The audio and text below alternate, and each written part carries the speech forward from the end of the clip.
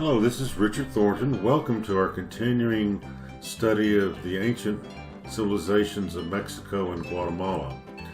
Today we're in Campeche, which is a beautiful state at the southern end of the Yucatan Peninsula. Over 5 decades ago, yikes, when I received the Barrett Fellowship, Campeche was little known to the public and not really known much by archaeologists and other professionals. When the Georgia Tech professors approved my syllabus for travel and study in Mexico, they left out all sites in Campeche. This is one of the reasons that my coordinator in Mexico tossed their syllabus into the trash can. You see, Dr. Pinachan was from Campeche. The heritage of Campeche has been covered a little bit different than the other parts of Mexico. We have 2 parts for the architecture, and then a third part which will introduce you to the traditional agricultural practices of Campeche and nearby Chiapas. And this is part 2. We'll be looking at the large Maya cities and medium-sized cities in the central and eastern portions of Campeche. In part 1, you're introduced to the Rojas family, who own a very successful business that provides logistics for archaeological and scientific expeditions in the Yucatan Peninsula. And particularly we're introduced to Ana, their 21-year-old daughter, who's just 2 weeks older than me. Initially, on the first day, things did not go terribly smoothly, but you'll see a radical change in part 2.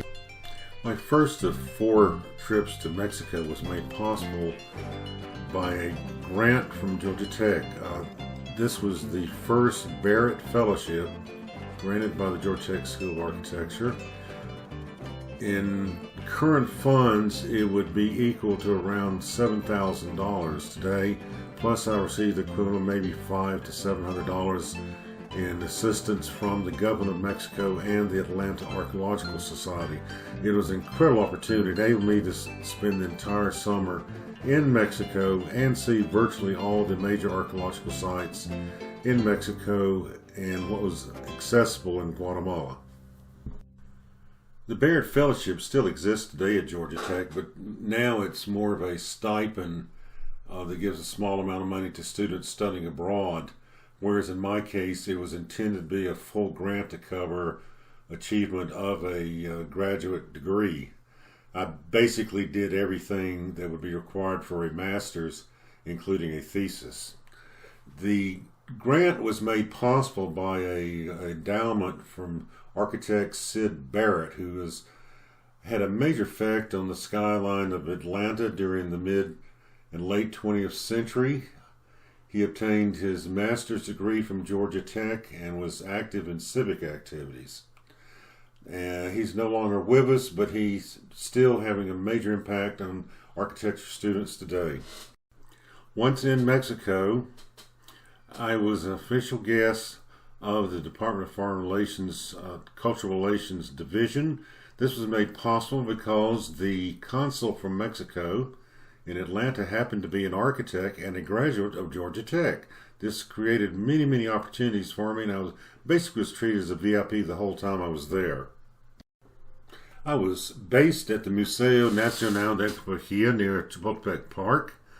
My fellowship coordinator initially were 2 men, Ramon Pinachan and Ignacio Bernal, but I never saw Ignacio after our first meeting, whereas I became good friends with Ramon Pinachan.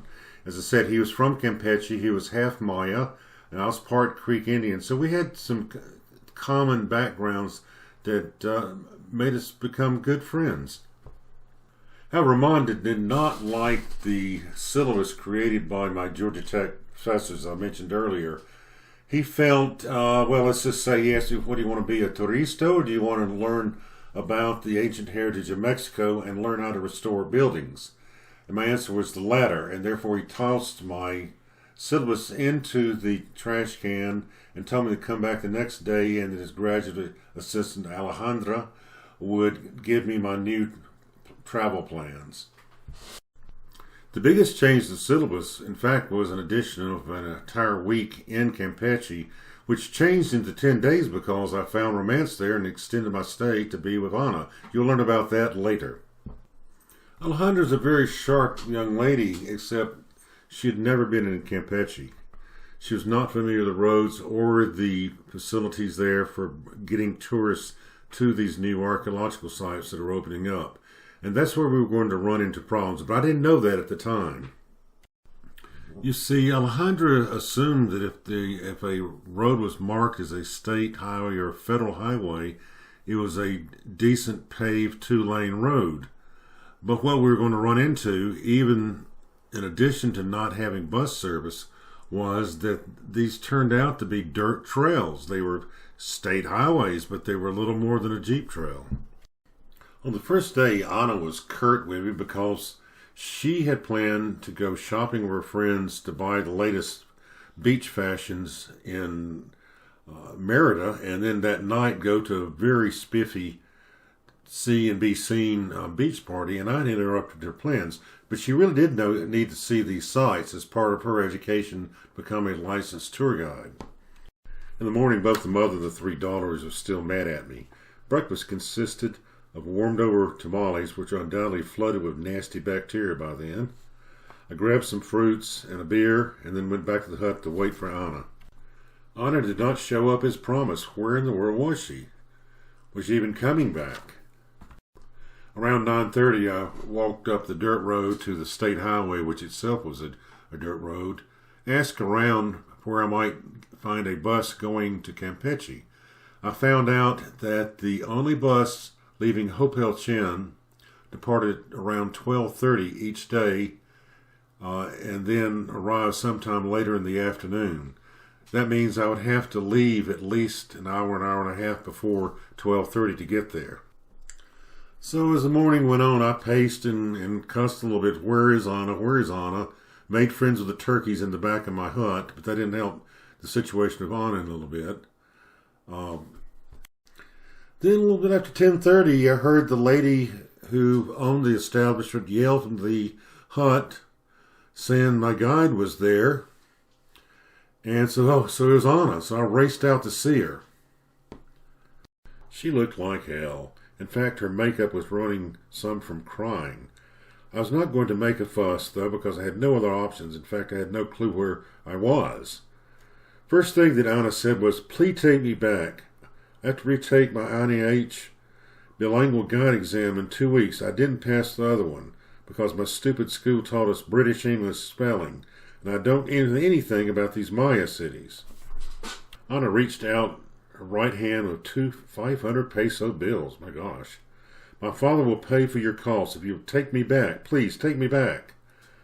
I had no clue what was going on, but could see that the money would be used to pay for the rest of my travels. I took it.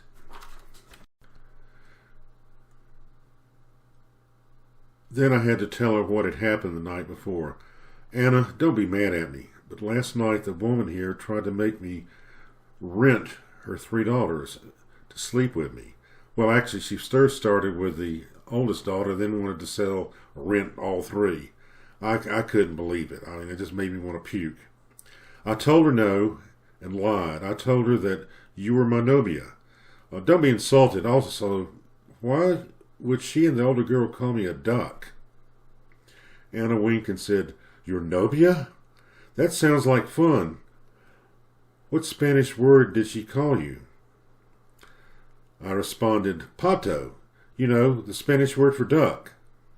Anna started laughing uncontrollably and blurted out, "In Mexico, we use pato to mean, how do you say, a queer? I better check you." Before I tell you how Anna checked me to see if I was a pato or not, first I should explain that in traditional Spanish, novia meant a fiancé, but by the late 20th century, it also came to mean a serious girlfriend in which it was okay to, let's say, fool around. As soon as the Maya woman came out of her hut again to look at us, Anna grabbed me, then planted a big PG-16 rated kiss and a full body rub in front of her, "Ricardo, you're not a pato. I can tell that you are a jaguar. Híjole." At this point, I had less than no clue of what was going on. Things were going to get worse. After we loaded my backpack into the rear of the Jeep and both hopped in, Anna reached from behind her seat and grabbed a plastic bag, kind of looked her eyes away, and then handed them to me. "My father bought these for you at the pharmacy." I looked into the bag, choked, and could only say, "Geez." Uh-oh. I don't know what YouTube standards would be. Let's say that what I was looking at would be called male prophylactics. Yikes! I was putting the bag behind my seat. Anna suggested that we needed to go get some steaks and a cooler at the little grocery store right up the state highway. That was obviously a subliminal message. Well, we took off on the state highway to Labna. It was paved with gravel. Anna had brought along several wine bottles, a small brandy bottle, French cigars for her, and Pancho Villa cigars to grease the wheels of romance. However, I should emphasize she never overdid the use of substances like the French hippies did in Oaxaca. She also brought one of the company's compact camp stoves, which was used to cater meals at archaeological sites. This would be used to make tea and coffee, plus cook our own meals in the hut if necessary. There was a picnic cooler filled with ingredients for traditional Mexican and North American breakfasts, about the same thing in both countries. She also brought along standard camping items like battery-operated boombox for playing rock music, flashlights, lanterns, first aid kit, hatchet, matches, butane lighters, and several types of bug repellent.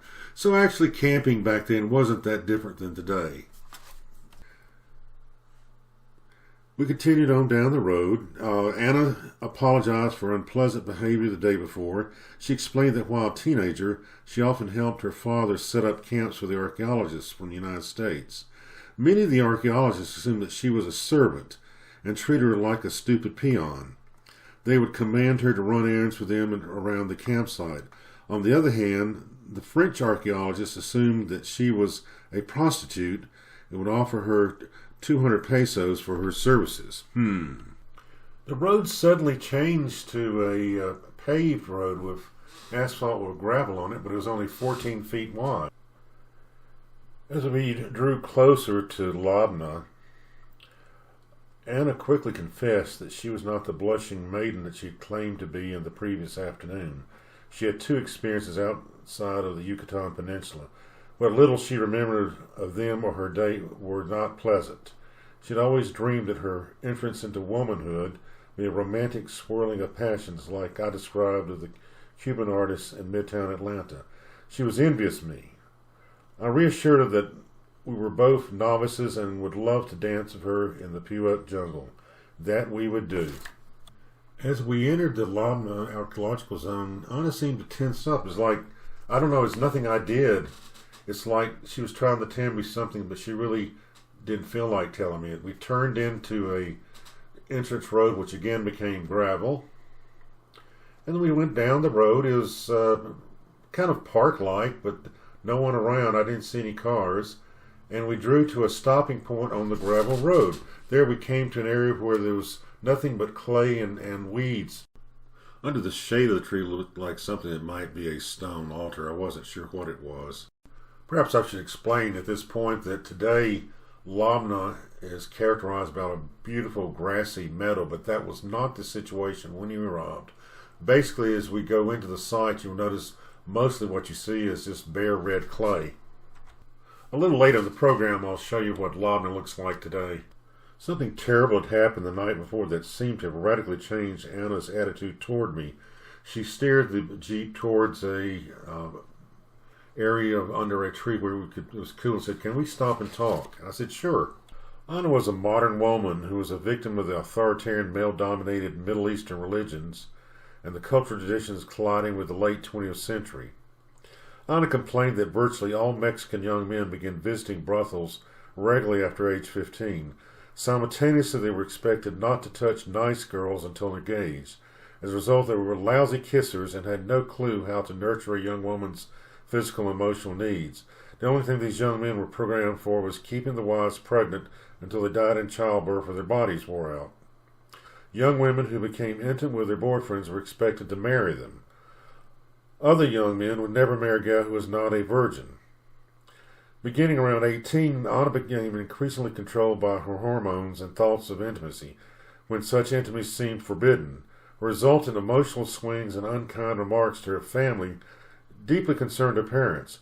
Her mind dwelt on sex, but she didn't even know what sex really was. I had totally misinterpreted the situation.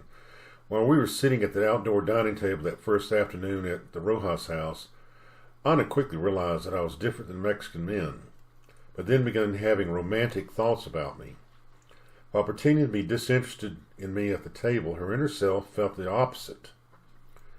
Her bitchy demeanor in the Jeep the next morning was really a cover for a demon within her, wanting to park the Jeep and then drag me out into the jungle in order to ravage me, even though she really did not know what to do. That night, Anna went to a beach party attended by over 200 of her college classmates. She couldn't get her mind off of her carnal thoughts about me. She drank booze and smoked pot excessively, trying to get rid of those thoughts. This was not the first time that she had a binge drunk to try to get rid of her hormone-driven obsessions. Evidently, someone also gave her some sort of mind-altering drug. Anna doesn't even remember when she left the party and where she went afterwards. Whatever the case, she got lost coming home and then was unable to stop the Jeep in the driveway, ramming into the garage door, thus setting off the burglar alarm, thus causing her neighbors and parents to call the police. However, a patrol car that was following her erratic driving was already in the driveway to arrest her for DUI. Eventually, 4 police cars showed up and most of their neighbors were standing out at the end of the driveway. Her father had to bribe the cops in order to avoid her being arrested. Back in the house, her father blew his stack when he learned that she had abandoned me at a cluster of Maya huts in the middle of the jungle, which is a known brothel. No wonder I was freaked out. Several foreign tourists had been beaten up and robbed there. I had no clue where Hopachin, Sayil, Kabah, and Labna until yesterday, when I looked them up on the Google Maps. Anna was supposed to take me to a nice posada, that's an inn, in the center of Hopachin. She didn't because she was afraid that she could not control her sex drive once we were in the inn. Fortunately, Anna was still so drunk and drugged that she was totally honest with her father. She had been acting crazy for 3 years because she desperately needed some nice man to make love to her. Rather than beating her or disowning her as many Mexican upper-class fathers would have done in that era, he did what he did. He also told her not to date Mexican men. She was a free-spirited Mustang, destined to marry a well-educated foreigner. Most Mexican men would only bring her misery. I have a feeling that she ultimately married one of the archaeologists who were her father's clients. As a result of Anna's honesty and her father's kindness and compassion, this disaster turned into the better. The father and daughter bonded closer than ever. And Nana never got drunk again, and she repeatedly told me in letters that followed that the happy memories of our time in Labna had permanently driven out the demons that made her and her family so miserable. Well, the pent-up emotions released while we were parked under the shade of the tree, both Anna and I were now ready to focus on Labna. Even today, very little has been excavated in Labna, and most of the restoration work is on the sides facing the open meadow that you see in the satellite photograph on the left. We really don't know what else is out in the jungle. There appears to be many more buildings and certainly hundreds, if not thousands, of ruins of houses. But it consisted of a central plaza connected by a raised causeway. In between, we don't know what was there. It's never really been studied. They really don't need to go back with an underground radar and find out what exactly was going on in Labna. It's a different place back then, as you will soon see. When I visited Labna in 1970, absolutely nothing was known about its chronology because the Maya writing system had not been translated. We now know that most of the construction at Labna occurred between around 600 and 900 AD, A little more continued over, say, around 1000, 1100 AD, but by then the population was declining and the city was completely abandoned by 1200 AD. The structural design and motifs of the site's buildings are in the Maya architecture regional style known as Puyuk, named after the Puyuk Hills where they are located. This style makes extensive use of well-cut stones, forming patterns and images, especially those of the long-nosed rain god Chak. In the introductory picture of the palace, you saw what Labna looks like today. Well, this is what I saw in August of 1970. Raw clay dirt. It appears to have been a farm recently, but all the topsoil was gone. We drove on down to the caretaker's house where we had been told there was a cabin that could be rented for it full time that I was in Campeche.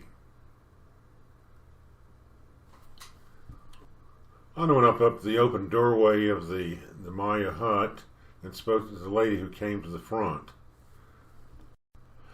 The lady came out of the hut and stood to meet me and stand in the open air. She was very nice, and she seemed to understand what little Spanish I could speak, but Lord of mercy, look how short she was.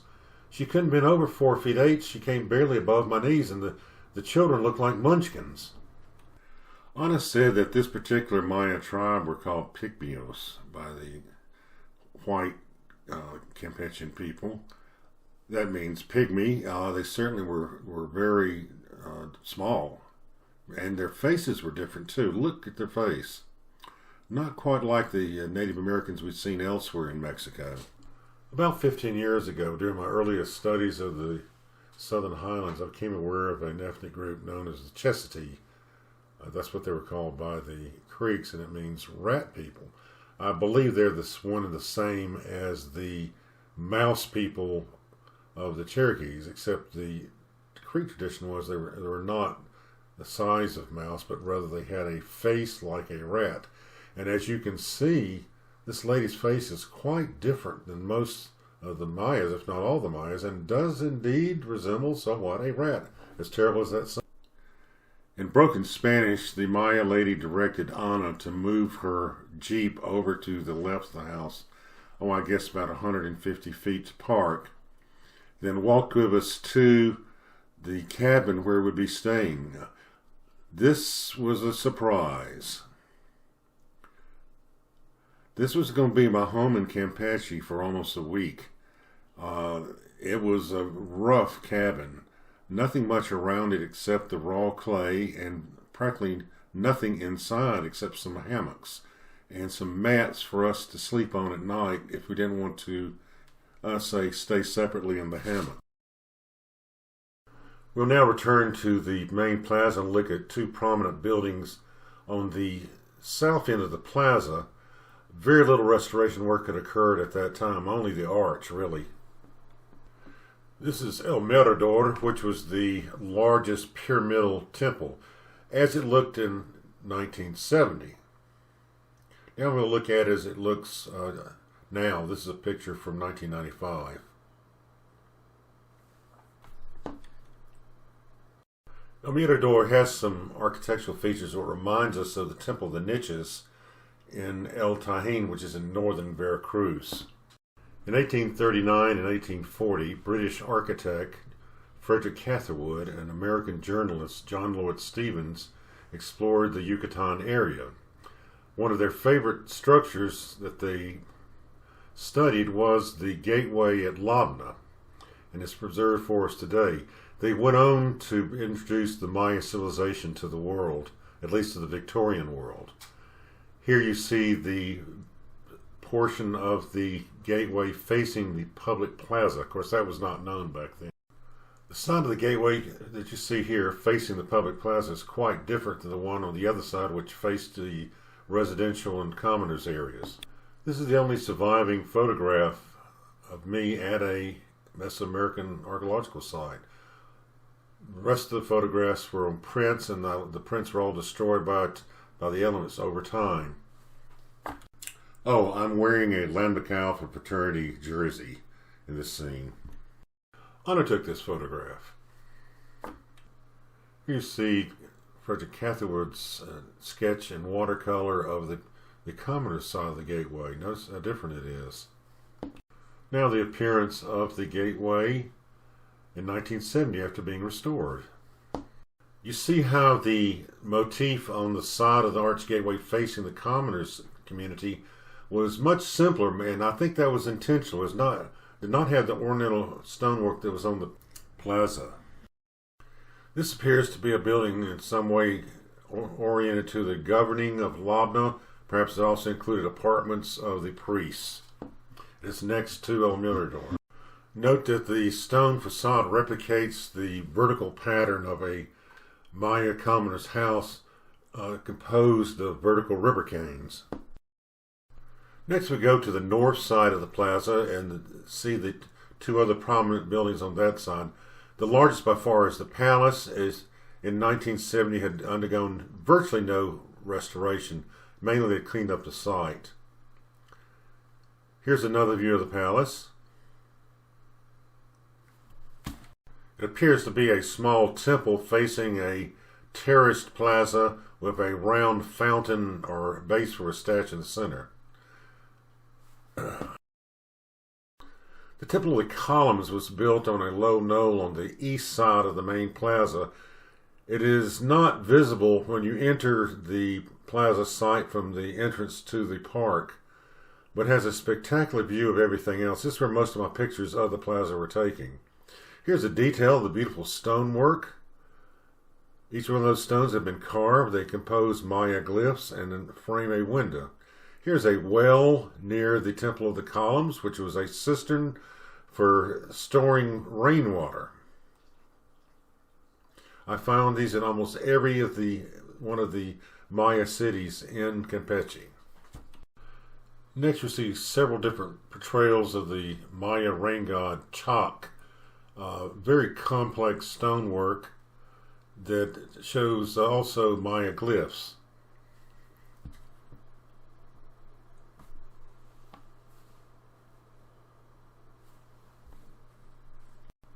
This is a portrayal, the lower half of a statue of a Maya warrior. No one knows what happens to the other half. This is the Palace of Columns. It's a very beautiful building with a distinctly different facade than you normally see in Maya cities. Let's see a close-up some of the beautiful stonework.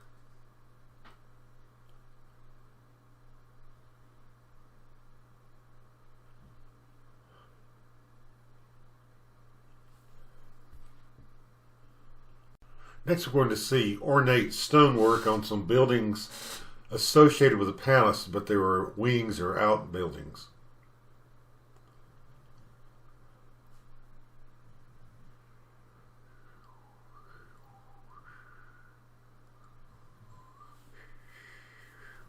This is what Labna looks like today with all the red clay gone. It's a beautiful mowed grass lawn where we walked and trudged in the red clay mud. We still had plenty of time left in the day, so Aunt and I decided to go to nearby Sayil on the beautiful state highway that connected these two famous archaeological sites. Just before we got to Sayil, the Jeep trail changed back into a paved highway about 12 feet wide, but when we got to the entrance of Sayil, it was back again a dirt road with a little grass. Sayil first was settled around 800 AD in the late Classic period, possibly by a small Chantal Maya warrior trade group. The city reached its greatest extent around 900 AD when it covered an area approximately 4 kilometers squared and had a population of perhaps 10,000. The city itself with an additional 5,000 to 7,000 people living in surrounding areas. At the height of the city's occupation, the population reached the limits of the agricultural carrying capacity of the land, with crops grown in gardens and fields among the residential complexes and irrigated from artificial cisterns built to store water from seasonal rains, and more distant fields of neighboring valleys and villages. Probably many were cultivated over and over again. Additional agricultural produce probably was supplied from nearby satellite sites. Sayil began to decline around 950 AD, and the city was abandoned by AD 1000, a pattern of rapid growth and decline that probably was typical of the Puyuk region. Archaeologists have surveyed a 2.4 kilometer square area of the site, revealing an average structural density of 220 structures per kilometer squared. Population estimates have been produced based on counts of structures, giving a result of 8,000 to 10,000 houses spread over an area of approximately 3.5 kilometers squared. Population estimates based on the count of subterranean storage chambers, known as chutons, produced a figure of 5,000 to 10,000. Both estimates refer to the maximum population in the terminal classic period, around 1000 AD. This type of work has not been done at Labna. Here we see a sketch by Frederick Catherwood of the appearance of the palace at Sayil in around 1839. This is the appearance of the unrestored palace in 1970 when I visited it. This is a photograph of the partially restored palace in 1995. Some work had been done on the upper levels, but really not much had been done below, but other than clearing up the rubble. Here's the appearance of the palace today, where much of the landscape has been leveled and as much as possible, rubble has been reconstructed into the building. Here we have a architect's floor plan of the palace building as it's known today. Here we can see multiple levels of construction on the front facade of the palace building. This mosaic stone cornice appears to be Chalk the rain god, but with his long nose missing. I thought these columns were quite unusual. They seemed to belong more on the island of Crete during the Bronze Age than in late post-classic Yucatan. Here we see the facade treatment imitates the vertical river cane siding of a Maya summer home. Next, we'll be seeing two temples in very poor shape in 1970. Since that time, they have been restored to more complete shape. This is part of the palace.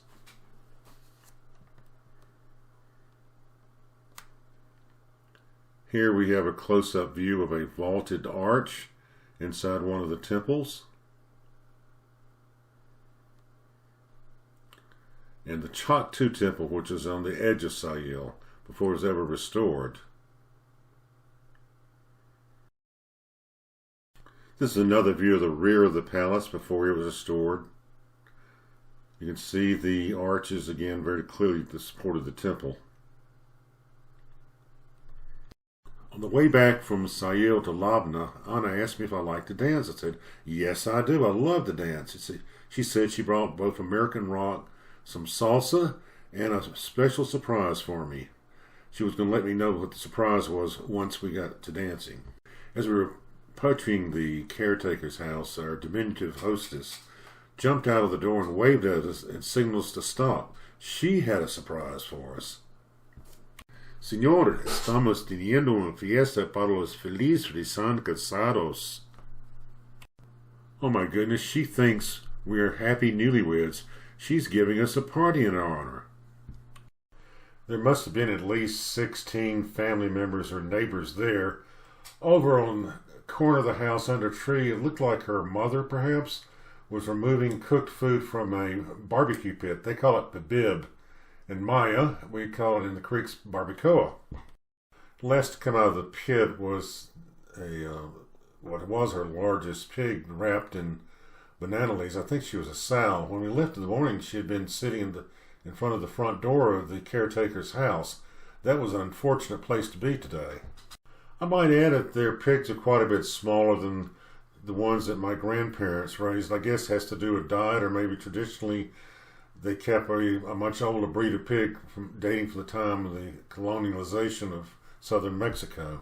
The feast included, of course, in addition to the pork, several types of vegetables, 2 types of beans, tamales, what we call corn fritters in Georgia, several types of fruits, and sauces.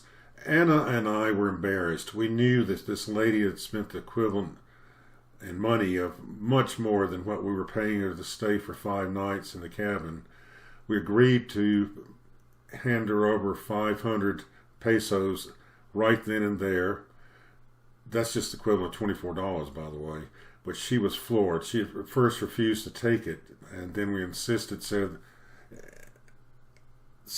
Anna that it was her honor to give the feast. Anna then told her in Spanish that she had made our luna de miel, which is honeymoon, wonderful. And then the lady accepted the money. I'm sure she could have used it. As Anna and I bade adios and hasta luego to our new diminutive Maya friends, I realized why we got such special treatment. I've been wearing an ID badge from the Instituto Nacional de Antropología Historia. They thought I was an official of the agency that pays their salary, or at least a special guest. And that's I was a special guest of theirs. Anna was quiet at first as we were walking past the hut, and then she grabbed my right hand with both her hands and stopped and said, "Richard, I'm nervous. Actually, I'm scared. I've never planned to sleep with a man before. This is all new to me." And I said, "Well, I've never planned to sleep with a woman before." And she laughed and said, "But you're a man. This is normal for you." And I said, "No, it's not either." Then she said, "Well, can we take a walk in the jungle for a while and let me get to know you?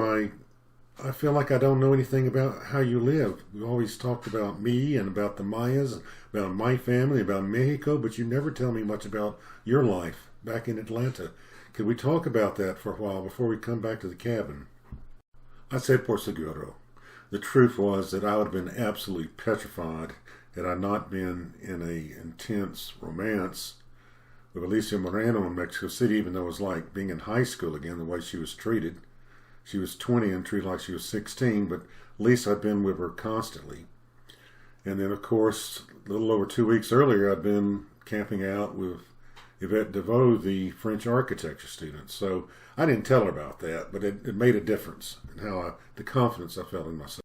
I first explained I lived really in a very different world, and she knew, especially since I lived on campus at a university and I was being trained to be a naval officer. I was treated as a man. I was responsible for all my actions. But also, there were only about 250 female students at my university, and so I lived in a mostly male environment, and it was very difficult even to find a woman to date on Saturday night. I had to work most of the time, 6.5 days a week. Generally, I could take off Saturday night and have a date, but I had no time to have a relationship with a woman because the American women would expect me to give them attention and call them 2 hours a night on weekdays. I just did not have the time. Well, there was something else too. As a Georgia Tech graduate and an architect, I would be expected to be a community leader, or at least participate in community activities. I had many other interests.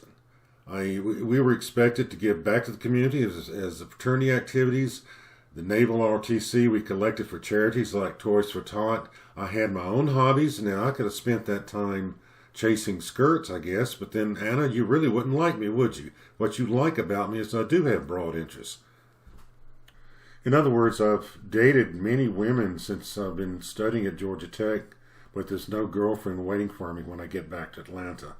And I'm open to romance and having someone special in my life. On those words, she stopped us in the path, grabbed me and kissed me passionately, and said, "That's what I wanted to know. Thank you."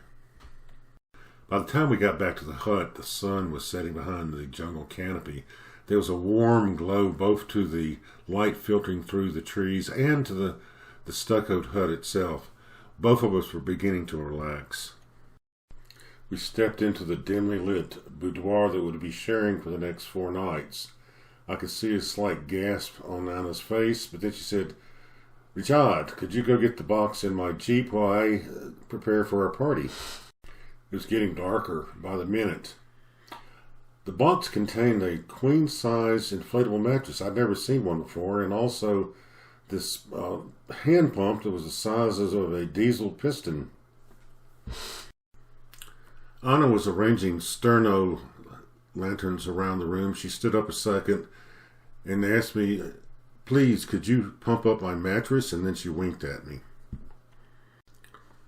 Anna then inserted a cassette into her boombox and told me, "Ricardo, this is a surprise I have for you.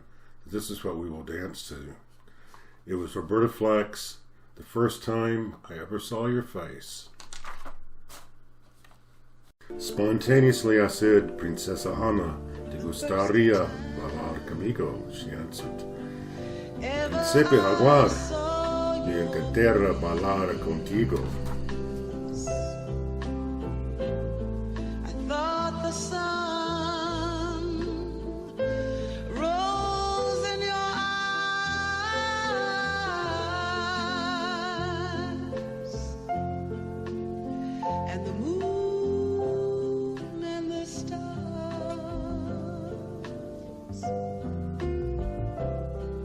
The gifts you gave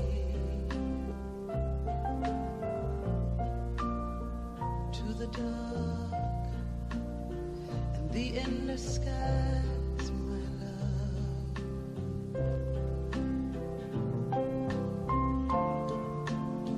The first time ever I kissed your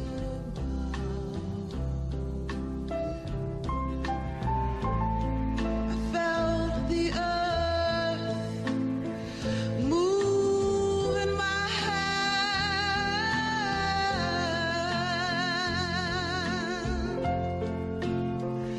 like the trembling heart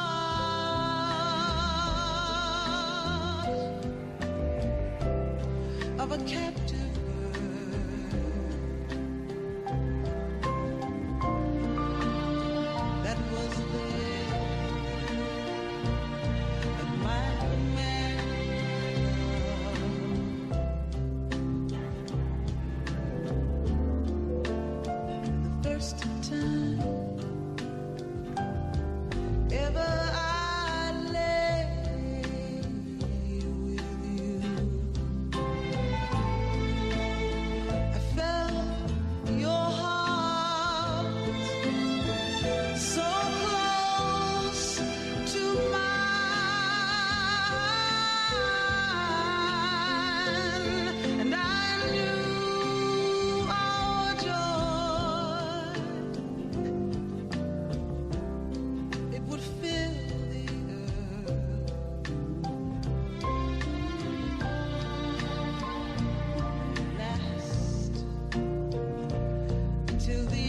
Time, my love,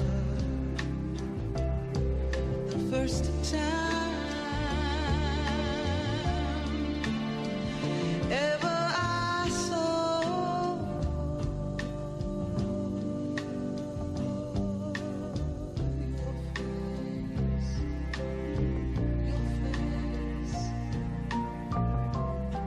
your face.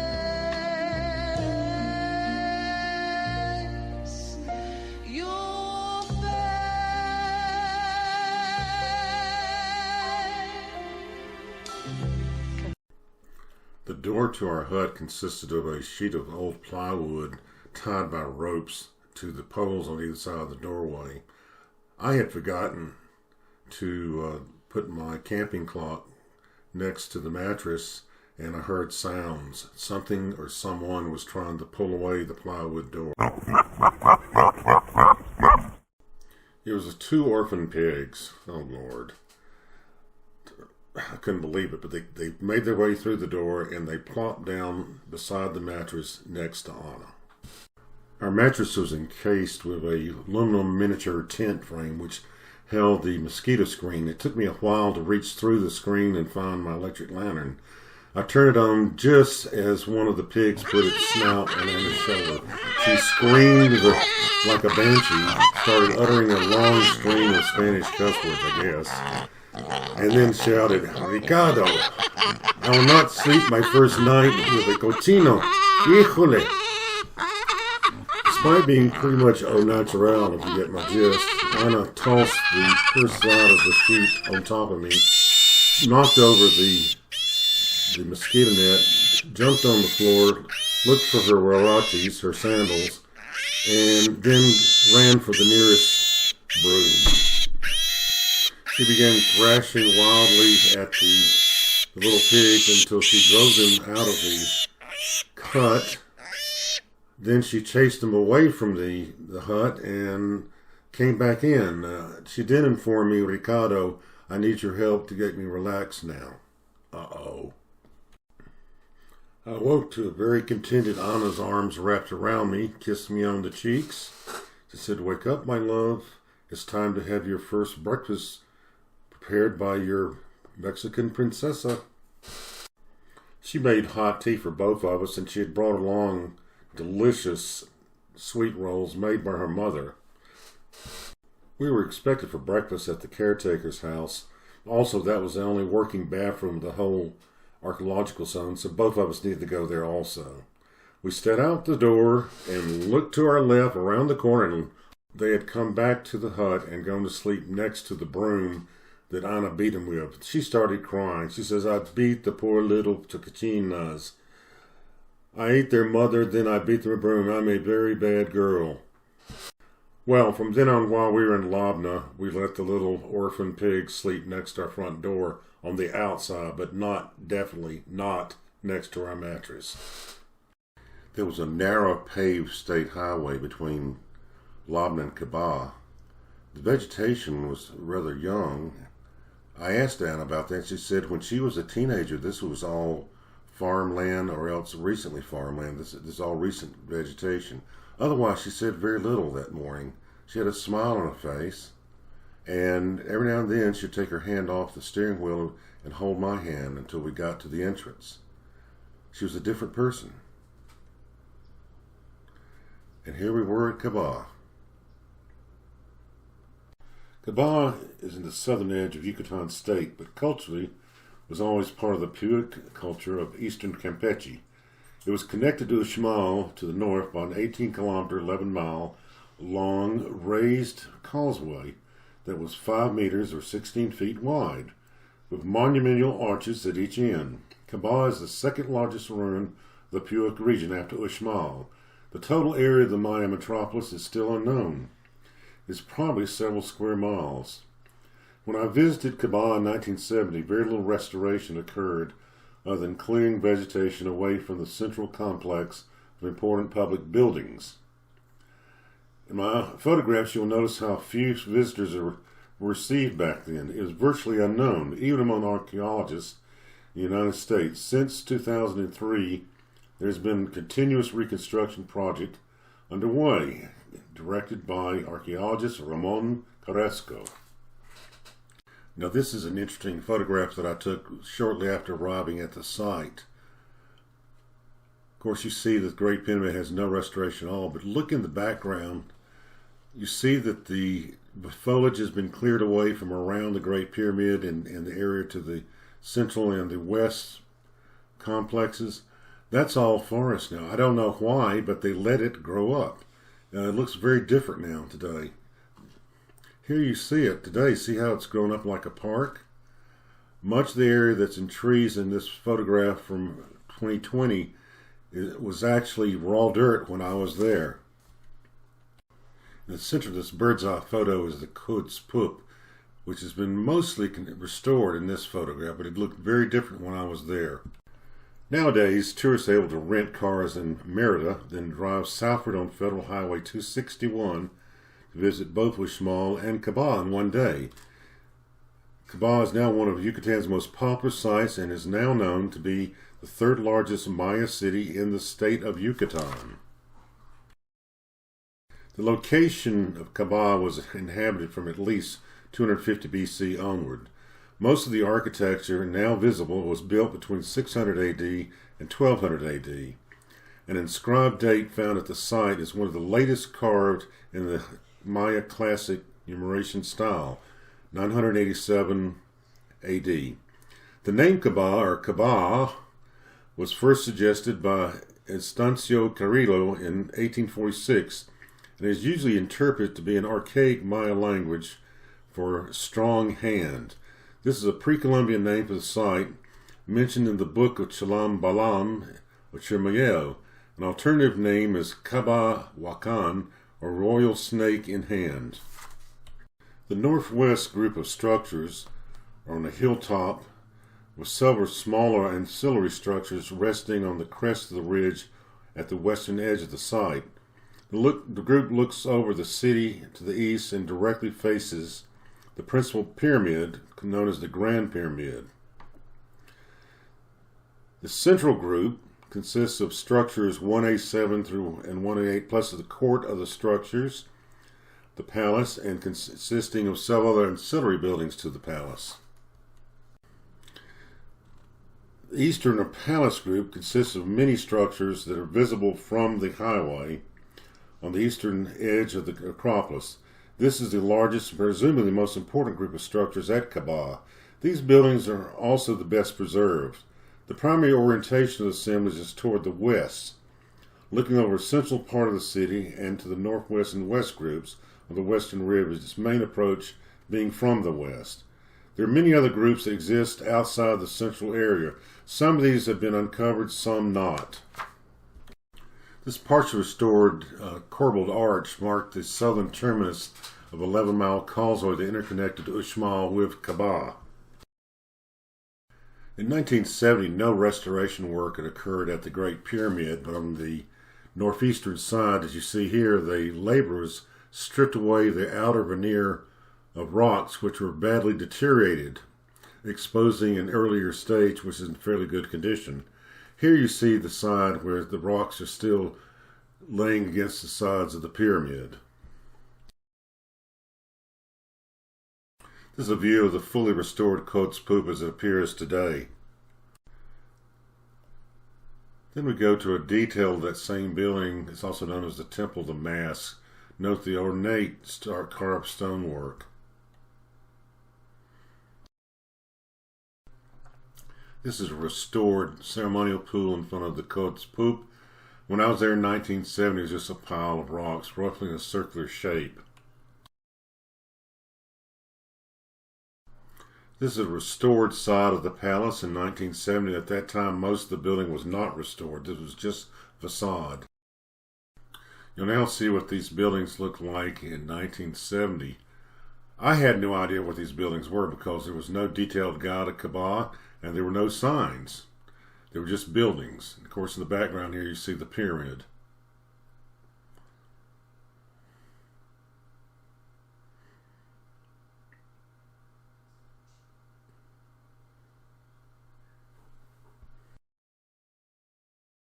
This is what the Pyramid of the Mask looks like today. The lower portion has been partially restored.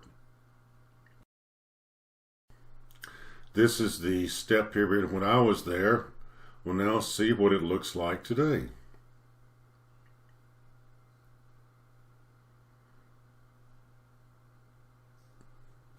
You see major changes in the plaza since I was there. At Kabah, I photographed a rectangular opening for a cistern for storing rainwater. This was the only rectangular opening I saw in all of Campeche. I don't know the significance of it. But now take a look at some of the extraordinary details at Kabah. This, of course, is Chak, the rain god. Here we see mask on the Temple of the Mask forming the entire facade of the building.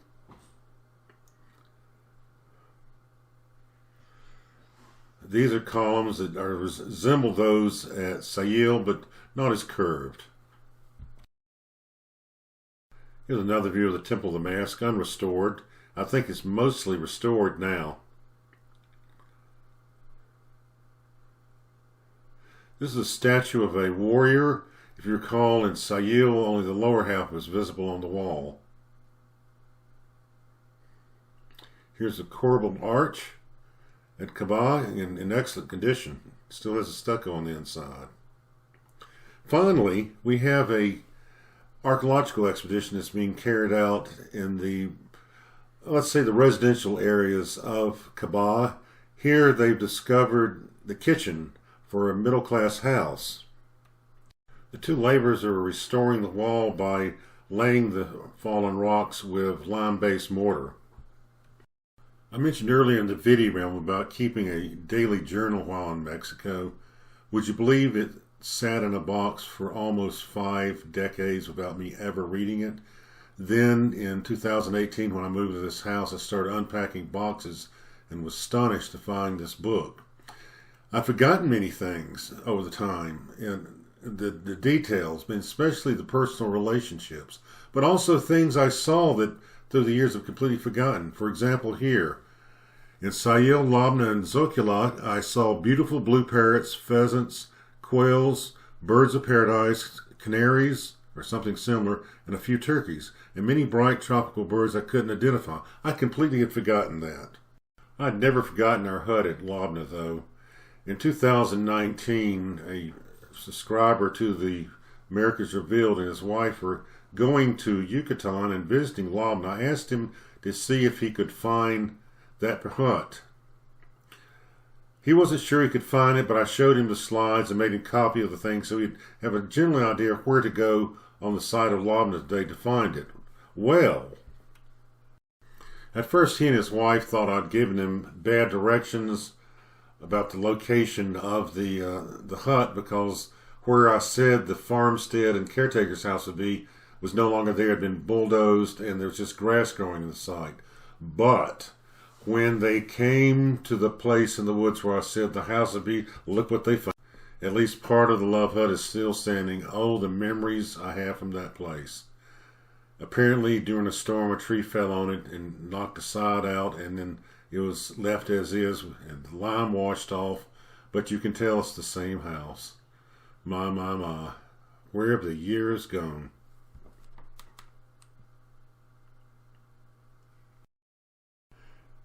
And I finished touring Kabah about 30 minutes before lunchtime, and we got to talking and decided what we're going to do the rest of the week was just explore Campeche.